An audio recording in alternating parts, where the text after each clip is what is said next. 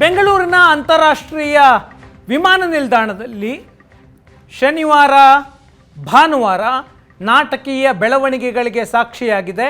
ಅದಕ್ಕೆ ಕಾರಣ ರಾಜ್ಯ ಸರ್ಕಾರ ವಿವಾದಿತ ಲೇಖಕಿಗೆ ಆಹ್ವಾನವನ್ನು ಕೊಟ್ಟಿತ್ತು. ಬೆಂಗಳೂರಿನಲ್ಲಿ ನಡೀತಿರುವಂತಹ ಕಾರ್ಯಕ್ರಮಕ್ಕೆ ಸಂವಿಧಾನ ಮತ್ತು ರಾಷ್ಟ್ರೀಯ ಏಕತಾ ಸಮಾವೇಶಕ್ಕೆ ಬ್ರಿಟನ್ನ ವಿವಾದಿತ ಲೇಖಕಿಗೆ ಆಹ್ವಾನವನ್ನು ಕೊಟ್ಟಿತ್ತು. ಆದರೆ ಆ ಲೇಖಕಿ ಬೆಂಗಳೂರನ್ನು ಪ್ರವೇಶಿಸೋದಕ್ಕೆ ಮೋದಿ ಸರ್ಕಾರ ಅವಕಾಶವನ್ನು ಕೊಟ್ಟಿಲ್ಲ. ಆಕೆಯನ್ನು ಏರ್ಪೋರ್ಟ್ನಿಂದಲೇ ಲಂಡನ್ಗೆ ಗಡೀಪಾರು ಮಾಡಲಾಗಿದೆ. ಬೆಂಗಳೂರು ಪ್ರವೇಶಕ್ಕೆ ಅವಕಾಶವನ್ನು ಕೊಟ್ಟಿಲ್ಲ. ಆಕೆ 24 ಗಂಟೆಗಳಿಗೂ ಹೆಚ್ಚು ಕಾಲ ಏರ್ಪೋರ್ಟ್ನಲ್ಲೇ ಆಕೆಯನ್ನು ವಶಕ್ಕೆ ಪಡೆಯಲಾಗಿತ್ತು. ವಶಕ್ಕೆ ಪಡೆದು ವಿಚಾರಣೆ ಆ ಥರದ್ದೇನೂ ಮಾಡಿಲ್ಲ. ಆಕೆಗೆ ಬೆಂಗಳೂರನ್ನು ಪ್ರವೇಶಿಸೋದಕ್ಕೆ ನಿರ್ಬಂಧ ಹೇರಲಾಗಿದೆ ಅನ್ನೋದನ್ನು ಆಕೆಗೆ ತಿಳಿಸಿದ್ರು. ಆ ನಂತರ ಲಂಡನ್ಗೆ ಹೊರಟಿದ್ದ ಲಂಡನ್ಗೆ ಹೋಗ್ತಿದ್ದಂತಹ ವಿಮಾನದ ಮೂಲಕ ಆಕೆಯನ್ನು ಬ್ರಿಟನ್ಗೆ ಗಡೀಪಾರು ಮಾಡಿದ್ದಾರೆ. ಪಾಕಿಸ್ತಾನದ ಪರ ನಿಲುವು ಇರುವಂತಹ ಲೇಖಕಿ, ಕಾಶ್ಮೀರ ಭಾರತದ ಭಾಗ ಅಲ್ಲ ಅಂತ ವಾದಿಸುವ ಲೇಖಕಿ, ಈಕೆಯನ್ನು ಆಹ್ವಾನ ಮಾಡಿತ್ತು ರಾಜ್ಯ ಸರ್ಕಾರ. ರಾಜ್ಯ ಸರ್ಕಾರದಿಂದ ಆಹ್ವಾನ, ಕೇಂದ್ರ ಸರ್ಕಾರದಿಂದ ಗೇಟ್ ಪಾಸ್. ವಿವಾದಿತ ಲೇಖಕಿ ನಿತಾಶಾ ಕೌಲ್ಗೆ ರಾಜ್ಯ ಸರ್ಕಾರದ ಸಮಾಜ ಕಲ್ಯಾಣ ಇಲಾಖೆಯಿಂದ ಆಹ್ವಾನ ಕೊಡಲಾಗಿತ್ತು. ಸ್ವತಃ ಸಮಾಜ ಕಲ್ಯಾಣ ಸಚಿವ ಮಹದೇವಪ್ಪ ಆಹ್ವಾನವನ್ನು ಕೊಟ್ಟಿದ್ರು. ಶನಿವಾರ ಮತ್ತು ಭಾನುವಾರ ಸಂವಿಧಾನ ಮತ್ತು ರಾಷ್ಟ್ರೀಯ ಏಕತಾ ಸಮಾವೇಶ ಇತ್ತು. ಸಂವಿಧಾನ ರಚನೆಯಾಗಿ 75 ವರ್ಷ ಪೂರ್ಣಗೊಂಡ ಕಾರ್ಯಕ್ರಮಕ್ಕೆ ರಾಜ್ಯ ಸರ್ಕಾರ ಈ ಕಾರ್ಯಕ್ರಮವನ್ನು ಆಯೋಜನೆ ಮಾಡಿತ್ತು. ಈ ಕಾರ್ಯಕ್ರಮದಲ್ಲಿ ಮಾತನಾಡೋದಕ್ಕೆ ನಿತಾಶಾ ಕೌಲ್ ಅನ್ನುವಂತಹ ವಿವಾದಿತ ಲೇಖಕಿಗೆ ಆಮಂತ್ರಣವನ್ನು ಕೊಟ್ಟಿತ್ತು. ಭಾರತದ ಮೂಲದ ಲೇಖಕಿ ಬ್ರಿಟನ್ನಲ್ಲಿದ್ದಾರೆ. ಕಾಶ್ಮೀರ ಭಾರತದ ಭಾಗ ಅನ್ನೋದನ್ನು ಈಕೆ ಒಪ್ಪಿಕೊಳ್ಳೋದಿಲ್ಲ. ಕಾಶ್ಮೀರದಲ್ಲಿ ಮುಸ್ಲಿಮರ ಮಾರಣ ಹೋಮ ಆಗ್ತಾ ಇದೆ ಅಂತ ವಿಶ್ವದ ಹಲವು ವೇದಿಕೆಗಳಲ್ಲಿ ಭಾಷಣ ಮಾಡ್ತಾರೆ. ಇಂತಹ ಲೇಖಕಿಗೆ ಆಹ್ವಾನವನ್ನು ಕೊಡಲಾಗಿತ್ತು. ಮೋದಿ ಸರ್ಕಾರ, ವಲಸೆ ಅಧಿಕಾರಿಗಳು ಆಕೆಯನ್ನು ಭಾರತ ಪ್ರವೇಶಿಸೋದಕ್ಕೆ ಅವಕಾಶವನ್ನು ಕೊಟ್ಟಿಲ್ಲ. ಇದೇ ಮಹಿಳೆ ನಿತಾಶಾ ಕೌಲ್ ಸಂವಿಧಾನ ಮತ್ತು ರಾಷ್ಟ್ರೀಯ ಏಕತಾ ಸಮಾವೇಶಕ್ಕಾಗಿ ಬೆಂಗಳೂರಿಗೆ ಬಂದಿದ್ದರು. ಶುಕ್ರವಾರ ರಾತ್ರಿ ಬೆಂಗಳೂರಿನ ಕೆಂಪೇಗೌಡ ಏರ್ಪೋರ್ಟ್ನಲ್ಲಿ ಲ್ಯಾಂಡ್ ಆಗ್ತಾರೆ. ಲ್ಯಾಂಡ್ ಆದಾಗ ವಲಸೆ ಅಧಿಕಾರಿಗಳು ಆಕೆಯನ್ನು ಬೆಂಗಳೂರು ಪ್ರವೇಶಕ್ಕೆ ಅವಕಾಶವನ್ನು ಕೊಡೋದಿಲ್ಲ. ಇವರು ಟ್ವೀಟ್ ಮಾಡಿ ಈ ಎಲ್ಲ ಘಟನೆಗಳನ್ನು ಹೇಳೋದು, ದೆಹಲಿಯಿಂದ ಆದೇಶ ಬಂದಿತ್ತು, ಆ ಕಾರಣಕ್ಕಾಗಿ ನನ್ನನ್ನು ಬೆಂಗಳೂರಿನ ಒಳಗೆ ಬಿಡಲಿಲ್ಲ, ಬೆಂಗಳೂರು ಪ್ರವೇಶಿಸುವುದಕ್ಕೆ ಅವಕಾಶವನ್ನು ಕೊಡಲಿಲ್ಲ ಮತ್ತು ಸಂವಿಧಾನ ಮತ್ತು ರಾಷ್ಟ್ರೀಯ ಏಕತಾ ಸಮಾವೇಶದ ಕಾರ್ಯಕ್ರಮದಲ್ಲಿ ಭಾಗಿಯಾಗೋದಕ್ಕೆ ಅವಕಾಶವನ್ನು ಕೊಟ್ಟಿಲ್ಲ ಅಂತ ನಿತಾಶಾ ಕೌಲ್ ಸರಣಿ ಟ್ವೀಟ್ಗಳನ್ನು ಮಾಡಿದ್ದಾರೆ. ಸಮಾಜ ಕಲ್ಯಾಣ ಇಲಾಖೆಯಿಂದ ನಡೆದಂತಹ ಕಾರ್ಯಕ್ರಮ, ಸ್ವತಃ ಮಹದೇವಪ್ಪನವರು ತಮ್ಮ ಲೆಟರ್ ಹೆಡ್ನಲ್ಲಿ ಈಕೆಗೆ ಆಹ್ವಾನವನ್ನು ಕೊಟ್ಟಿದ್ದರು. ಶನಿವಾರ ಮತ್ತು ಭಾನುವಾರ ನಡೆದಂತಹ ಕಾರ್ಯಕ್ರಮಕ್ಕೆ ಭಾಗಿಯಾಗೋದಕ್ಕೆ. ಶುಕ್ರವಾರ ರಾತ್ರಿನೇ ಏರ್ಪೋರ್ಟ್ಗೆ ಬರ್ತಾರೆ ನಿತಾಶಾ ಪಾಷಾ. ಅವರನ್ನು ಇಮಿಗ್ರೇಷನ್ ಕೌಂಟರ್ನಲ್ಲಿ ಚೆಕ್ ಮಾಡ್ತಾರೆ. ಅವರ ದಾಖಲೆಗಳನ್ನೆಲ್ಲವೂ ಪರಿಶೀಲನೆ ಮಾಡ್ತಾರೆ. ಆನಂತರ ಬೆಂಗಳೂರು ಪ್ರವೇಶಕ್ಕೆ ನಿಮಗೆ ಅನುಮತಿ ಇಲ್ಲ ಅಂತ ಹೇಳ್ತಾರೆ. ಈಕೆ ಪದೇ ಪದೇ ಪ್ರಶ್ನೆ ಮಾಡಿದ್ದಕ್ಕೆ ಯಾಕೆ ಪ್ರವೇಶ ಇಲ್ಲ, ನನ್ನ ಹತ್ರ ದಾಖಲೆ ಇದೆ, ರಾಜ್ಯ ಸರ್ಕಾರದ ಆಹ್ವಾನ ಇದೆ, ಯಾಕೆ ಪ್ರವೇಶಕ್ಕೆ ಅವಕಾಶವನ್ನು ಕೊಡಲ್ಲ ಅಂದಾಗ ಅಧಿಕಾರಿಗಳು ಹೇಳಿದ್ರಂತೆ, ದೆಹಲಿಯಿಂದ ಆದೇಶ ಇದೆ, ಆ ಕಾರಣಕ್ಕಾಗಿ ನಿಮ್ಮನ್ನು ಬೆಂಗಳೂರು ಪ್ರವೇಶಕ್ಕೆ ಬಿಡೋದಕ್ಕೆ ಸಾಧ್ಯ ಇಲ್ಲ ಅಂತ. ಇಮಿಗ್ರೇಷನ್ನಲ್ಲಿರುವಂತಹ ಅಧಿಕಾರಿಗಳಿಗೂ ಕೂಡ ಯಾವ ಕಾರಣಕ್ಕೆ ಈಕೆಯನ್ನು ಬೆಂಗಳೂರಿನ ಪ್ರವೇಶ ಮಾಡದಂತೆ ತಡಿಬೇಕು ಅನ್ನುವ ಮಾಹಿತಿ ಕೂಡ ಇರಲಿಲ್ಲ. ದೆಹಲಿಯಿಂದ ಬಂದಿದ್ದಂತಹ ಆದೇಶವನ್ನು ಯಥಾವತ್ತಾಗಿ ಪಾಲನೆ ಮಾಡಿದ್ರು. ಈಕೆಯನ್ನು ಲಂಡನ್ಗೆ ಗಡೀಪಾರು ಮಾಡಿದ್ರು. 24 ಗಂಟೆಗೂ ಹೆಚ್ಚು ಕಾಲ ಬೆಂಗಳೂರಿನ ಏರ್ಪೋರ್ಟ್ನಲ್ಲೇ ಇದ್ದರು. ಒಂದು ರೂಮ್ನಲ್ಲಿ ಈಕೆಯನ್ನು ಇಡಲಾಗಿತ್ತು. ಅಲ್ಲಿ ನನಗೆ ಊಟ ಕೊಡಲಿಲ್ಲ, ಹಾಸ್ಕೊಳ್ಳೋದಕ್ಕೆ ಮಲಗೋದಕ್ಕೆ ವ್ಯವಸ್ಥೆಯನ್ನು ಮಾಡಲಿಲ್ಲ ಅನ್ನುವ ಆರೋಪವನ್ನು ಕೂಡ ಟ್ವೀಟ್ನಲ್ಲಿ ಮಾಡಿದ್ದಾರೆ. ನಾನೊಂದು ತಲೆದಿಂಬು ಕೇಳಿದೆ, ಆ ತಲೆದಿಂಬನ್ನೂ ಕೊಡಲಿಲ್ಲ ಅಂತ ನಿತಾಶಾ ಕೌಲ್ ಟ್ವೀಟ್ ಮಾಡಿದ್ದಾರೆ.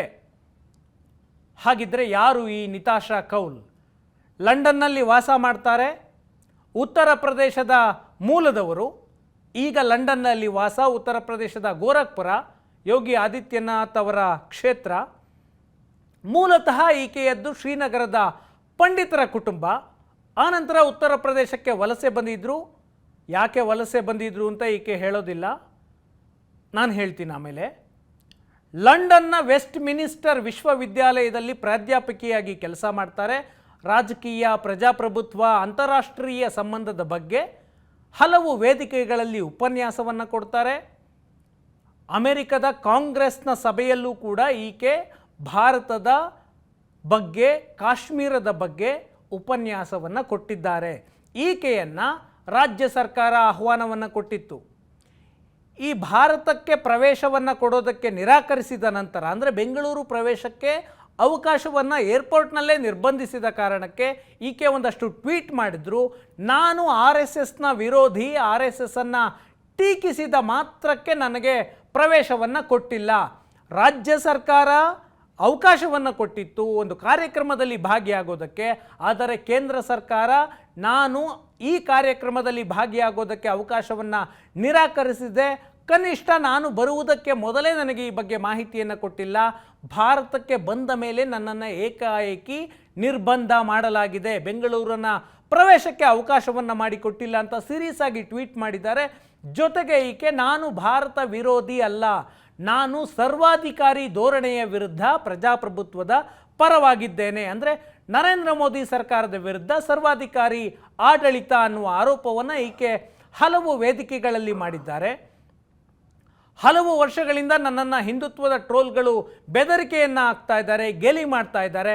ಕೊಲೆ, ಅತ್ಯಾಚಾರ ನಿಷೇಧ ಸೇರಿ ಹಲವು ರೀತಿಯಾಗಿ ಧಮಕಿ ಮಾಡ್ತಾ ಇದ್ದಾರೆ. ಈ ರೀತಿಯಾಗಿ ಸೀರಿಯಸ್ ಆಗಿ ಟ್ವೀಟನ್ನು ಮಾಡಿದ್ದಾರೆ. ಈಕೆಯನ್ನು ನಿರ್ಬಂಧಿಸಿದ್ದಕ್ಕೆ ಕಾರಣ ಏನು? ಒಂದಷ್ಟು ಕಾರಣಗಳಿದ್ದಾವೆ. ಕಾಶ್ಮೀರದ ವಿಚಾರವಾಗಿ ನಿರಂತರವಾಗಿ ಈಕೆ ಕಾಶ್ಮೀರ ಭಾರತದ ಭಾಗ ಅಲ್ಲ, ಕಾಶ್ಮೀರ ಭಾರತದ ಅವಿಭಾಜ್ಯ ಅಂಗ ಅಲ್ಲ ಅಂತ ಹಲವು ವೇದಿಕೆಗಳಲ್ಲಿ ಹೇಳಿದ್ದಾಳೆ. ಕಾಂಗ್ರೆಸ್ನ ಸರ್ಕಾರ ಇಂತಹ ವ್ಯಕ್ತಿಯನ್ನು ಸಂವಿಧಾನದ ಬಗ್ಗೆ ಉಪದೇಶ ಹೇಳೋದಕ್ಕೆ ಕರೆಸಿದೆ. ಕಾಂಗ್ರೆಸ್ನ ಹಲವು ನಾಯಕರು ಹೇಳ್ತಾರೆ, ಕಾಂಗ್ರೆಸ್ನ ಬಹುತೇಕ ಎಲ್ಲರೂ ಹೇಳ್ತಾರೆ ಕಾಶ್ಮೀರ ಭಾರತದ ಅವಿಭಾಜ್ಯ ಅಂಗ ಅಂತ. ಕಾಂಗ್ರೆಸ್ ಅಧಿಕೃತವಾಗಿ ಹೇಳುತ್ತೆ, ಒಪ್ಕೊಳ್ಳುತ್ತೆ. ಆದರೆ ಯಾವ ವ್ಯಕ್ತಿ ಕಾಶ್ಮೀರ ಭಾರತದ ಅವಿಭಾಜ್ಯ ಅಂಗ ಅಲ್ಲ ಅಂತಾರಲ್ಲ, ಆಕೆಗೆ ಕರೆದು ಒಂದು ಸ್ಟೇಜನ್ನು ಕೊಡ್ತಾ ಇದ್ದಾರೆ. ಕಾಶ್ಮೀರಿ ಮಹಿಳೆಯರ ಮೇಲೆ ಭಾರತೀಯ ಸೈನಿಕರು ನಿರಂತರವಾಗಿ ಅತ್ಯಾಚಾರ ಮಾಡ್ತಿದ್ದಾರೆ ಅನ್ನೋದು ಈಕೆಯ ಮತ್ತೊಂದು ವಿವಾದಿತ ಹೇಳಿಕೆ. ಈ ಹೇಳಿಕೆಗಳನ್ನು ಈಕೆ ಬ್ರಿಟನ್ನಲ್ಲಿ ನಿಂತು ಮಾಡ್ತಾರೆ, ಅಮೆರಿಕದಲ್ಲೂ ಕೂಡ ನಿಂತು ಮಾಡ್ತಾರೆ. ಈಗ ಭಾರತದಲ್ಲಿ ಬಂದು ಇದೇ ಹೇಳಿಕೆಗಳನ್ನು ಮತ್ತೆ ಕೊಡೋದಕ್ಕೆ ಸಿದ್ಧರಾಗಿದ್ದರು. ಆದರೆ ಮೋದಿ ಸರ್ಕಾರ ಇದಕ್ಕೆ ಅವಕಾಶವನ್ನು ಕೊಟ್ಟಿಲ್ಲ. ಕಾಶ್ಮೀರದಲ್ಲಿ ಮಾನವೀಯ ಬಿಕ್ಕಟ್ಟು ಎದುರಾಗಿದೆ, ಹ್ಯುಮ್ಯಾನಿಟೇರಿಯನ್ ಕ್ರೈಸಿಸ್ ಇದೆ ಕಾಶ್ಮೀರದಲ್ಲಿ ಒಂದು ವ್ಯವಸ್ಥಿತ ಆಡಳಿತ ಇಲ್ಲ, ವ್ಯವಸ್ಥೆ ಇಲ್ಲ ಅನ್ನುವುದು ಈಕೆಯ ಆರೋಪ. ಮಾನವೀಯ ಬಿಕ್ಕಟ್ಟಿದೆ, ಹ್ಯುಮ್ಯಾನಿಟೇರಿಯನ್ ಕ್ರೈಸಿಸ್ ಇದೆ ಕಾಶ್ಮೀರದಲ್ಲಿ. ನಿಜವಾಗ್ಲೂ ಹ್ಯುಮ್ಯಾನಿಟೇರಿಯನ್ ಕ್ರೈಸಿಸ್ ಎಲ್ಲಿದೆ ಅನ್ನೋದು ಈಕೆ ಹುಡುಕಬೇಕು. ಕಾಶ್ಮೀರದಲ್ಲಿ ಮುಸ್ಲಿಮರ ಮಾರಣ ಹೋಮ ನಡೀತಾ ಇದೆ. ಕಾಶ್ಮೀರದ ವಿಷಯದಲ್ಲಿ ಭಾರತ ವಸಾಹತುಶಾಹಿ ಶಕ್ತಿಯಂತೆ ವರ್ತಿಸ್ತಾ ಇದೆ. ಈಕೆ ಭಾರತವನ್ನು ವಸಾಹತುಶಾಹಿ ಶಕ್ತಿಗೆ ಕಂಪೇರ್ ಮಾಡ್ತಾರೆ. ವಸಾಹತುಶಾಹಿ ಶಕ್ತಿ ಅಂದ್ರೇನು? ಬ್ರಿಟನ್ ವಿಶ್ವದ ಬಹುತೇಕ ದೇಶಗಳನ್ನು ಆಕ್ರಮಣ ಮಾಡಿ ನೂರಾರು ವರ್ಷ ಆಳ್ವಿಕೆ ಮಾಡ್ತಲ್ಲ, ಅದು ವಸಾಹತುಶಾಹಿ. ಭಾರತ ಯಾವ ದೇಶವನ್ನೂ ಆಕ್ರಮಣ ಮಾಡಿಲ್ಲ. ಈಕೆಯ ಪ್ರಕಾರ ಭಾರತ ಕಾಶ್ಮೀರವನ್ನು ಆಕ್ರಮಿಸಿಕೊಂಡಿದೆ, ಅಲ್ಲಿ ವಸಾಹತುಶಾಹಿಯಂತೆ ವರ್ತಿಸ್ತಿದೆ ಅನ್ನೋದು ಈಕೆಯ ಆರೋಪ.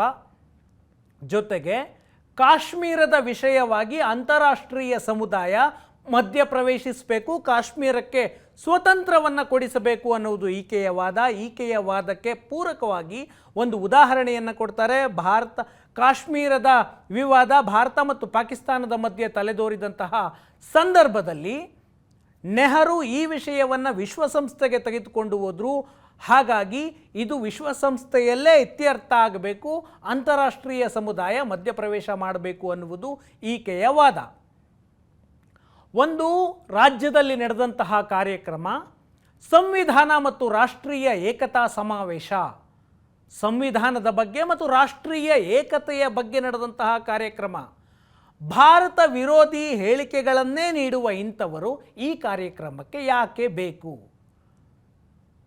ಭಾರತೀಯ ಏಕತೆಯ ಬಗ್ಗೆ ಮಾತನಾಡುವಾಗ ಕಾಶ್ಮೀರ ಭಾರತದ ಭಾಗ ಅಲ್ಲ ಅಂತ ವಾದಿಸುವವರಿಗೆ ಯಾಕೆ ಸ್ಟೇಜ್ ಕೊಡಬೇಕು? ಭಾರತದ ಏಕತೆ ಅಂದರೆ ಕಾಶ್ಮೀರ ಅದರ ಭಾಗ ಅಲ್ಲ ಅಂತನಾ? ಕಾಶ್ಮೀರ ಅದರ ಭಾಗ ಅಲ್ಲ ಅಂತ ವಾದಿಸುವವರು ಭಾರತದ ಏಕತೆಯ ಬಗ್ಗೆ ಏನು ಉಪದೇಶ ಮಾಡ್ತಾರೆ ಬೆಂಗಳೂರಿಗೆ ಬಂದು? ರಾಷ್ಟ್ರೀಯ ಏಕತಾ ಸಮಾವೇಶ ಮತ್ತು ಸಂವಿಧಾನದ ಬಗ್ಗೆ ಈ ತುಕಡೆ ಅಜೆಂಡಾ ಇಟ್ಟುಕೊಂಡು ಕಾಶ್ಮೀರ ಈ ಭಾರತದ ಭಾಗ ಅಲ್ಲ, ಅದು ಮುಸ್ಲಿಮರು ಆಳ್ವಿಕೆಯನ್ನು ಮಾಡಿಕೊಳ್ಬೇಕು, ಅಥವಾ ಯಾರು ಕಾಶ್ಮೀರ ಭಾರತದ ಭಾಗ ಅಲ್ಲ ಅಂತಾರೆ ಅವರೆಲ್ಲರೂ ಒಂದು ವಾದವನ್ನು ಮುಂದಿಡ್ತಾರೆ, ಕಾಶ್ಮೀರ ಸ್ವತಂತ್ರವಾಗಿ ಉಳಿಬೇಕು, ಕಾಶ್ಮೀರವನ್ನು ಕಾಶ್ಮೀರಿಗಳೇ ಆಳ್ವಿಕೆಯನ್ನು ಮಾಡಬೇಕು ಅಂತ. ಪಾಕಿಸ್ತಾನದ ವಶದಲ್ಲೂ ಸ್ವಲ್ಪ ಕಾಶ್ಮೀರ ಇದೆಯಲ್ಲ, ಅದರ ಬಗ್ಗೆ ಮಾತನಾಡುವಾಗ ಕಾಶ್ಮೀರಿಗಳು ಕಾಶ್ಮೀರವನ್ನು ಆಳ್ವಿಕೆ ಮಾಡಿಕೊಳ್ಳಿ ಅಂತ ಯಾರು ಮಾತನಾಡೋದಿಲ್ಲ.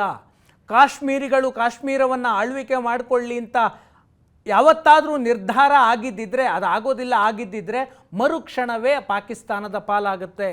ಇಂಥವರು, ಈ ವಾದವನ್ನು ಮುಂದಿಡುವವರು ಬ್ರಿಟನ್ನಿಂದ ಭಾರತಕ್ಕೆ ಬಂದು ಸಂವಿಧಾನದ ಬಗ್ಗೆ, ಭಾರತದ ಏಕತೆಯ ಬಗ್ಗೆ ಉಪದೇಶ ಮಾಡಬೇಕು.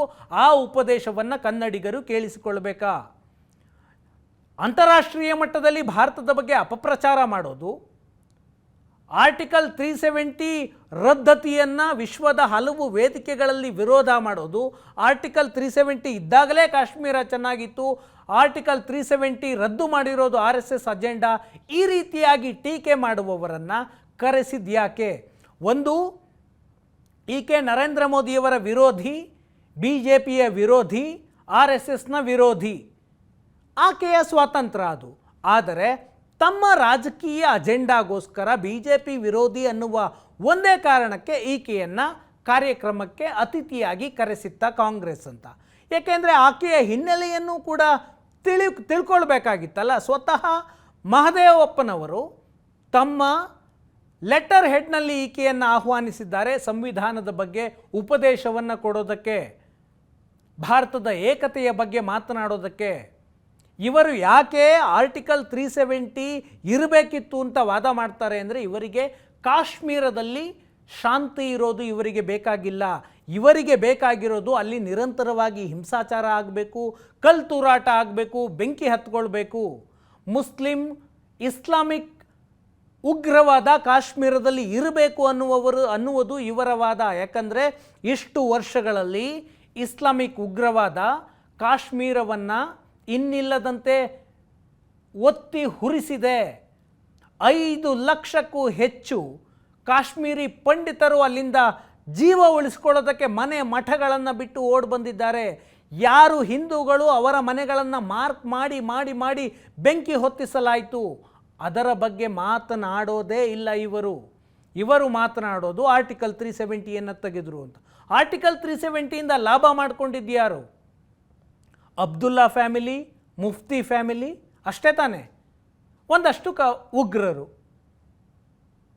ಕಾಶ್ಮೀರದಲ್ಲಿ ಆರ್ಟಿಕಲ್ 370ಯ ವಿರುದ್ಧ ಎಂಥ ಅಪಪ್ರಚಾರವನ್ನು ಮಾಡಲಾಯಿತು ಅಂದರೆ, ಆರ್ಟಿಕಲ್ 370ಯನ್ನು ತೆಗೆದರೆ ಕಾಶ್ಮೀರದಲ್ಲಿ ಇಸ್ಲಾಂ ಇರೋಲ್ಲ, ಎಲ್ಲರನ್ನೂ ಹಿಂದೂಗಳನ್ನಾಗಿ ಮತಾಂತರ ಮಾಡ್ತಾರೆ ಅಂತ ಅಪಪ್ರಚಾರ ಮಾಡಲಾಯಿತು.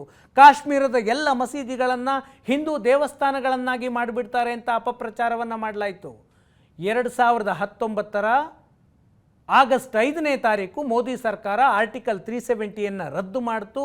ಇನ್ನು ಮುಂದೆ ಆರ್ಟಿಕಲ್ 370 ಕಾಶ್ಮೀರದಲ್ಲಿ ಇರಲ್ಲ ಅಂತು. ಅದಾದ ನಂತರ ಕಾಶ್ಮೀರದಲ್ಲಿ ಏನಾಗಿದೆ? ಒಂದೇ ಒಂದು ಕಲ್ಲು ತೂರಾಟದ ಘಟನೆಗಳಾಗಿಲ್ಲ, ದೊಡ್ಡ ಉಗ್ರರ ದಾಳಿಯಾಗಿಲ್ಲ, ದೊಡ್ಡ ಮಟ್ಟದ ದಾಳಿಯಾಗಿಲ್ಲ. ಆರ್ಟಿಕಲ್ 370 ರದ್ದಾದ ನಂತರ ಈಗ ಅಲ್ಲೊಂದು ಸ್ವಲ್ಪ ಶಾಂತಿ ನೆಲೆಸಿದೆ. ಒಂದಷ್ಟು ಕಂಪನಿಗಳು ಇನ್ವೆಸ್ಟ್ಮೆಂಟ್ ಮಾಡ್ತಾ ಇದ್ದಾವೆ. ಭಾರತದ ಅಷ್ಟೂ ಜನ ಕಾಶ್ಮೀರಕ್ಕೆ ಪ್ರವಾಸಕ್ಕೆ ಹೋಗ್ತಾ ಇದ್ದಾರೆ. ಕಾಶ್ಮೀರ ನಮ್ಮದೇ ಭೂಭಾಗ ಅಂತ ಇಡೀ ದೇಶಕ್ಕೆ ದೇಶವೇ ಸಂಭ್ರಮಿಸ್ತು ಆರ್ಟಿಕಲ್ 370 ರದ್ದಾದಾಗ.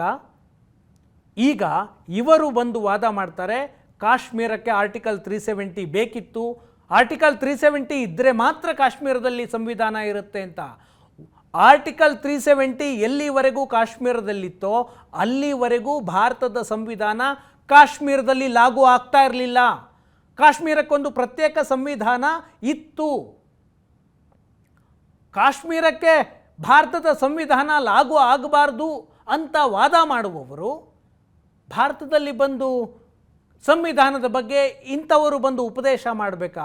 ಯಾಕೆ ಕಾಂಗ್ರೆಸ್ ಸರ್ಕಾರಕ್ಕೆ ಇಂಥವರನ್ನು ಕರೆಸಿ ಮಾತನಾಡಬೇಕು ಸಂವಿಧಾನದ ಬಗ್ಗೆ ಅಂತ ನನಗಂತೂ ಅರ್ಥ ಆಗ್ತಾ ಇಲ್ಲ. ಭಾರತದ ಸಂವಿಧಾನದ ಬಗ್ಗೆ, ಭಾರತದ ಏಕತೆಯ ಬಗ್ಗೆ ಮಾತನಾಡಿಸಲೇಬೇಕು ಅಂದರೆ ಹಲವು ಜನ ಗಣ್ಯರು ಭಾರತದಲ್ಲೇ ಇದ್ದಾರೆ, ಕನ್ನಡಿಗರೇ ಇದ್ದಾರೆ.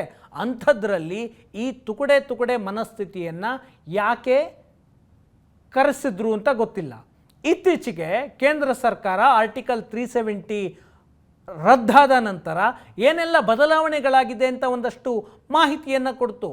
45% ಉಗ್ರ ಕೃತ್ಯಗಳು ಕಡಿಮೆಯಾಗಿದ್ದಾವೆ. ಅದು ಇವರಿಗೆ ಹೊಟ್ಟೆ ಹುರಿ ಸಹಿಸ್ಕೊಳ್ಳೋಕ್ಕಾಗ್ತಾ ಇಲ್ಲ. ಉಗ್ರರ ಒಳ ನುಸುಳುವಿಕೆ 90% ಕಡಿಮೆಯಾಗಿದೆ. ಜಮ್ಮು ಕಾಶ್ಮೀರದಲ್ಲಿ ನಾಗರಿಕರ ಹತ್ಯೆ 84% ಇಳಿಕೆಯಾಗಿದೆ. 2018ರಲ್ಲಿ ಅಂದರೆ ಆರ್ಟಿಕಲ್ 370 ರದ್ದಾಗುವುದಕ್ಕೂ 1 ವರ್ಷ ಮೊದಲು 1767 ಕಲ್ಲು ತೂರಾಟದ ಪ್ರಕರಣಗಳಿದ್ವು. ಪಾಕಿಸ್ತಾನದಿಂದ ದುಡ್ಡು ಇಸ್ಕೊಂಡು ಭಾರತದ ಸೈನಿಕರ ಮೇಲೆ, ಅಧಿಕಾರಿಗಳ ಮೇಲೆ, ಭದ್ರತಾ ಪಡೆಗಳ ಮೇಲೆ ಕಲ್ಲು ತೂರಾಟ ನಡೆಸಲಾಗ್ತಾ ಇತ್ತು. 2019ರ ನಂತರ ಒಂದೇ ಒಂದು ಕಲ್ಲು ತೂರಾಟದ ಪ್ರಕರಣಗಳಿಲ್ಲ. ಭದ್ರತಾ ಪಡೆಗಳ ಮೇಲೆ ನಡೀತಿದ್ದಂತಹ ದಾಳಿಗಳು 66% ಕಡಿಮೆಯಾಗಿದೆ. ಇಂತಹ ದೇಶ ವಿರೋಧಿ ಹೇಳಿಕೆಗಳನ್ನು ನೀಡುವ, ಕಾಶ್ಮೀರ ಭಾರತದ ಭಾಗ ಅಲ್ಲ ಅಂತ ವಾದಿಸುವವರನ್ನು ಸಂವಿಧಾನದ ಬಗ್ಗೆ ಉಪದೇಶ ಮಾಡೋದಕ್ಕೆ ಕನ್ನಡಿಗರು ಆ ಉಪದೇಶವನ್ನು ಕೇಳೋದಕ್ಕೆ ಕರೆಸಬೇಕಾಗಿತ್ತ? ಈ ಪ್ರಶ್ನೆಗೆ ಮಹದೇವಪ್ಪನವರು ಉತ್ತರ ಕೊಡಬೇಕು.